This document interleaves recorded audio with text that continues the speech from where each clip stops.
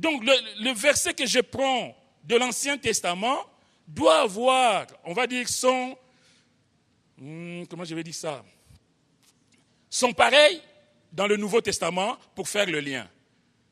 Quand le Seigneur lui-même dit que tu aimeras ton prochain comme toi-même, il le prend dans l'Ancien Testament et maintenant on l'a dans le Nouveau Testament. Il y a toujours un lien. Mais s'il n'y a pas de lien, si par exemple toi tu es en train de parler de la condamnation, et quand la Bible dit qu'il n'y a plus de condamnation pour ceux qui sont en Christ, s'il n'y a pas d'accord. Si toi tu es en train de juger, alors que la Bible dit que le Seigneur, lui, il n'est pas venu juger, il est venu sauver. Ce n'est pas pareil. Mais j'ai l'impression que dans toutes les églises, mais ça c'est moi aussi, avec vous, des fois on se laisse prendre par ce qui semble être du Saint-Esprit. Je suis d'accord avec le pasteur Lindemann quand il dit que même nous qui dirigeons les chants, des fois, quand on entend des choses qui ne sont pas pour la gloire de Dieu, qu'on puisse arrêter tout de suite. C'est-à-dire que c'est aussi à nous, en tant que leaders spirituels, en tant que serviteurs de Dieu, de pouvoir comprendre que ce qui est en train de se faire, ça ne vient pas de Dieu. Ce qui est en train de se dire, ce n'est pas de Dieu. Dieu ne parle pas de cette sorte-là, Dieu parle de telle sorte.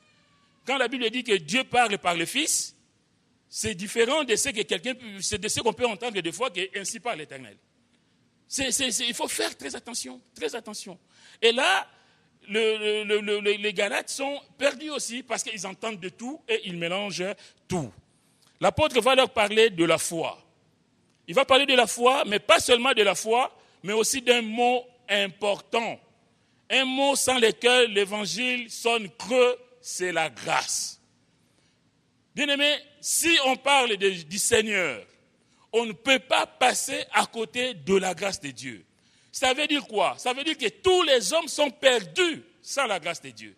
Si on est à l'église en train de se vanter qu'on est le plus spirituel, on est le ceci ou le cela, comme disait le pasteur encore ce matin, que si on se croit au sommet, alors on a tout faussé, qu'on est vraiment par terre. On ne peut pas passer à côté de la grâce de Dieu. C'est pourquoi je vous ai dit de bien retenir ces versets. Quand l'apôtre dit aux Galates, je ne rejette pas la grâce de Dieu, car si la justice s'obtient par la foi, Christ est donc mort en vain. S'il n'y a pas la grâce de Dieu, ça veut dire que Christ est mort en vain. Ce n'est même pas la peine qu'il soit venu. Parce que lui, il est venu pour que nous soyons sous la grâce. Parce que personne ne pouvait payer à la place de qui que ce soit. Il n'y avait aucun sang qui aurait pu être accepté si ce n'était un sang parfait, c'est-à-dire le sang de Dieu lui-même. Le mystère de l'incarnation, c'est ça. Dieu fait homme en Jésus, Dieu qui veut réparer les dégâts causés par le péché. Et aucun homme ne peut réparer ces dégâts. Aucun homme ne peut payer pour un autre homme. Et Dieu va prendre la forme humaine en Jésus-Christ pour venir lui-même mourir sur la croix et donner le salut, accorder le salut à ceux qui étaient perdus. Et tout cela par la grâce. C'est pourquoi l'apôtre dira aux Éphésiens, c'est par la grâce de Dieu que vous êtes sauvés par le moyen de la foi. Et cela ne vient pas de vous. C'est un don de Dieu. C'est Dieu qui fait ces dons. Ça ne vient de personne. Il dit bien, ça ne vient de personne pour qu'aucun de vous ne se glorifie. Sinon les gens vont se glorifier. Ah ben moi, j'ai payé 1 000 € pour être sauvé. Alors, Seigneur, tu peux me laisser tranquille.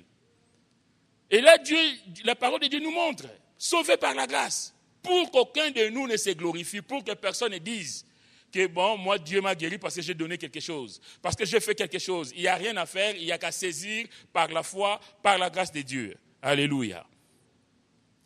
Si on rejette la grâce, Christ est donc mort en vain. Donc il est venu pour rien, il est venu pour rien faire, il est mort en vain, dit l'apôtre Paul. Bien-aimé, un message qui exclut la grâce de Dieu n'est pas du Seigneur. Un message où il n'y a que condamnation, jugement et condamnation, ce n'est pas un message de Dieu. Dieu, c'est un Dieu de grâce, c'est un Dieu qui fait miséricorde. Au jour d'aujourd'hui, je ne suis pas ici en train de dire que vivez dans le péché, Dieu vous fera grâce. La Bible est claire que celui qui avoue ses péchés et les délaisse obtiendra miséricorde. Dieu nous appelle à la sainteté. Dieu ne nous appelle pas à vivre continuellement dans la boue du péché. Il est venu nous sortir de la boue du péché. Ce n'est pas pour que nous y restions, Mais il va de soi que, en tant qu'homme, on continue d'avoir nos petites faiblesses et pour cela, nous avons toujours besoin de la grâce de Dieu. Attention au message qui mélange la loi et la grâce. Où on est sous la loi, c'est ce que l'apôtre Paul fait comprendre aux Galates ici. Où on est sous la loi, alors restez-y. Mais là, vous êtes sous la grâce. Et quand on est sous la grâce, on n'est plus sous la loi. Ce n'est plus la même chose. D'ailleurs, on voit la femme adultère, que la loi condamnait. Tous les religieux étaient prêts à la lapider. On voit de l'actualité d'ailleurs, nous fait encore part de ces choses-là au Moyen-Orient. Tout le monde était prêt à lapider cette dame. Mais oui, mais c'était la loi. La loi exigeait la lapidation d'une telle personne. Mais quand le Seigneur va venir, qu'est-ce qu'il va lui dire? Je ne te condamne pas non plus, mais va et ne pêche plus. Ce n'est pas que le Seigneur approuve l'adultère, mais il dit simplement que moi j'ai payé pour cet adultère. En fait, quand le Seigneur dit à cette femme, va et ne pêche plus, il est en train de prendre sur lui ce péché. Comme il a pris ton péché, il a pris mon péché. Il savait qu'il allait à la croix. C'est pourquoi le Seigneur a payé pour nos péchés passés, pour nos péchés présents et pour nos péchés futurs. On n'a pas la prétention de dire qu'on est pur, on est sans tache, on est parfait. En tout cas, moi, je n'ai pas cette prétention. Et chaque jour, je dis, Seigneur, pardonne-moi et pitié de moi, parce que je ne suis pas digne d'être devant toi. Mais Seigneur, combien tu es un Dieu d'amour, un Dieu de miséricorde. Que son nom soit béni. L'enfant de Dieu, bien-aimé, j'ai dit aussi, attention au message qui nie le péché ou la culpabilité de l'homme. C'est la raison principale de la grâce de Dieu. Parce que l'homme est condamné, parce que l'homme est coupable, parce que l'homme ne peut pas se sauver tout seul. Et Dieu nous fait grâce en Jésus-Christ. L'enfant de Dieu bien-aimé a besoin d'être ferme, inébranlable dans ses convictions. L'apôtre Paul pouvait dire, je sais en qui j'ai cru. Mon frère, ma soeur, est-ce que toi tu peux dire, tu sais en qui tu as cru? Parce qu'on ne peut pas, on ne peut pas être avec le Seigneur et traficoter avec le péché, d'abord, et aussi aller à gauche, à droite, voir le marabout, ou je ne sais pas qui, je ne sais pas quoi. J'étais écœuré récemment, j'ai pu avoir dans ma propre famille quelqu'un qui, à mon sens, connaît le Seigneur, qui me dit, j'ai été voir une prophétesse. Je suis tombé de haut. Incroyable. J'ai dit, mais comment tu as pu faire ça? Mais moi, je sais que toi, tu vas à l'église évangélique, tu connais le Seigneur. Comment tu as pu aller consulter une soi-disant prophétesse et qui lui a dit n'importe quoi? Ça veut dire qu'il y a des gens parmi nous, nous sommes à l'église, mais on est encore des bébés spirituels. On écoute la parole, mais on n'en fait pas usage. De dire que non, moi je n'irai pas voir une prophétesse ou une sorcière ou un marabout, parce que Seigneur, moi c'est Dieu qui me parle. Je n'ai pas à aller chercher des révélations, des divinations. Et c'est bien aimé, malheureusement, c'est lui-même qui me l'avouera, qu'il a été voir, étant dépassé par des situations, il me dit, mais oui, mais tu sais, d'ailleurs j'ai été voir une prophétesse. Comment tu as fait ça? Qu'est-ce qu'il t'a dit? Elle m'a parlé de sorcellerie. Ben, je dis, mais oui. Qu'est-ce qu'elle va te dire? Elle va te dire que ton père est sorcier, tu n'as pas de travail parce que tu as fait ceci, il va inventer des choses pour valoriser son petit ministère là. Mais tu n'as pas à aller, à aller avec ces gens. Tu ne peux pas. Voilà. Dans l'église des Galates, les faux docteurs sont arrivés, ils ont rajouté des choses de Moïse, la loi mosaïque, la circoncision, les cérémonies, les efforts personnels pour être sauvés, alors qu'il suffit de croire. Et pour eux, c'était le message complet. C'est-à-dire pour ces gens, le message que Paul avait laissé aux chrétiens des Galates, c'était incomplet. Oui, vous êtes sauvés, mais il faut rajouter la loi de Moïse. Sauf que c'est une aberration complète. Parce que le Seigneur a dit, tout est accompli. Tout est accompli sur le mont du Calvaire. Mais l'apôtre va dire que ces gens-là qui annoncent notre évangile, qu'ils soient anathèmes. Anathème, ça veut dire qu'il soit laissé à la colère et au jugement de Dieu. C'est terrible. Quand tu annonces de faux enseignements, quand tu prêches de fausses doctrines, et que là, comme dit l'apôtre, que tu es anathème, c'est-à-dire que tu es voué à la colère de Dieu, je n'aimerais pas être que de ces gens-là, qu'on reste simple dans ce que nous avons dans la Bible, sans chercher des extravagances. Bien-aimés, en tant que serviteur de Dieu et même servant de Dieu, on doit veiller à ce qui se passe dans nos vies, mais aussi dans l'assemblée. On a besoin de se soutenir, on a besoin de se consoler, de s'exhorter, mais en tout cas, nous devons veiller. L'apôtre Paul, quand il repartait pour Jérusalem, il va s'arrêter à Éphèse. L'homme de Dieu va appeler les anciens d'Éphèse pour faire un petit point avec eux. Qu'est-ce qu'il va leur dire?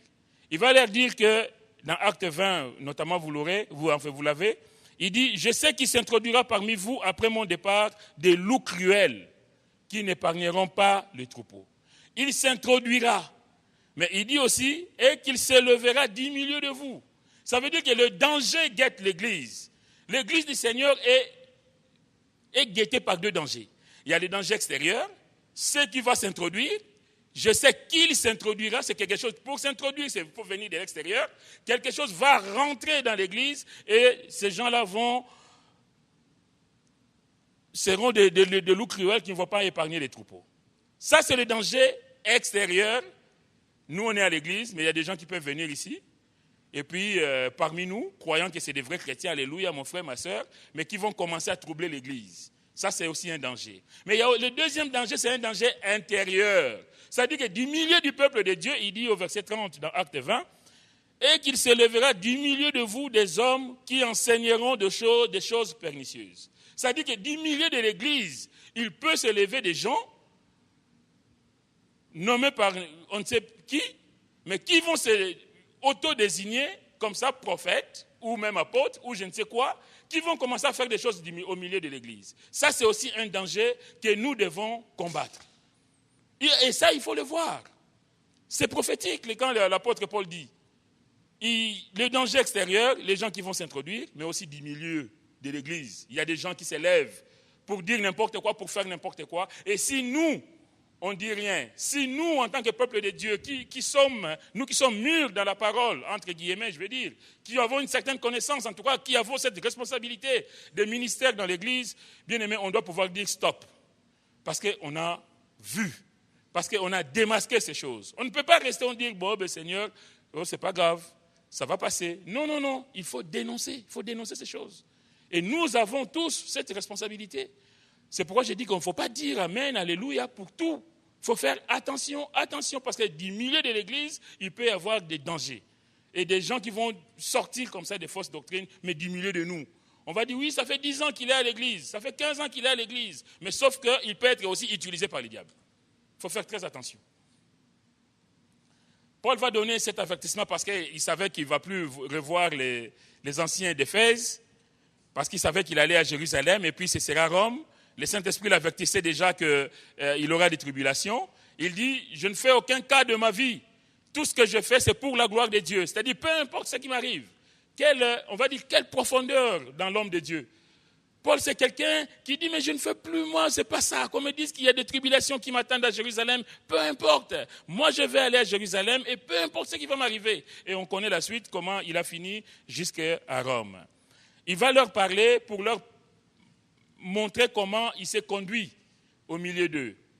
Quelle a été sa persévérance dans l'Église, son humilité, sa sensibilité, son courage et même son travail au milieu du peuple de Dieu. Son message, le message de Paul était simple. C'était le message de repentance envers Dieu et la foi en Jésus-Christ. Bien-aimés, il n'y a pas deux choses. Pour être sauvé, on a besoin de se repentir et d'avoir la foi en Jésus-Christ et Jésus seul. On n'a pas à mélanger Jésus et Moïse. Ah oui, mais Seigneur, mais c'est quand même écrit dans la Bible. Sauf que le salut est en Jésus-Christ. Il n'y a personne d'autre qui apporte le salut. Ce n'est pas Moïse, ce n'est pas Aaron, ce n'est pas Josué, c'est Jésus.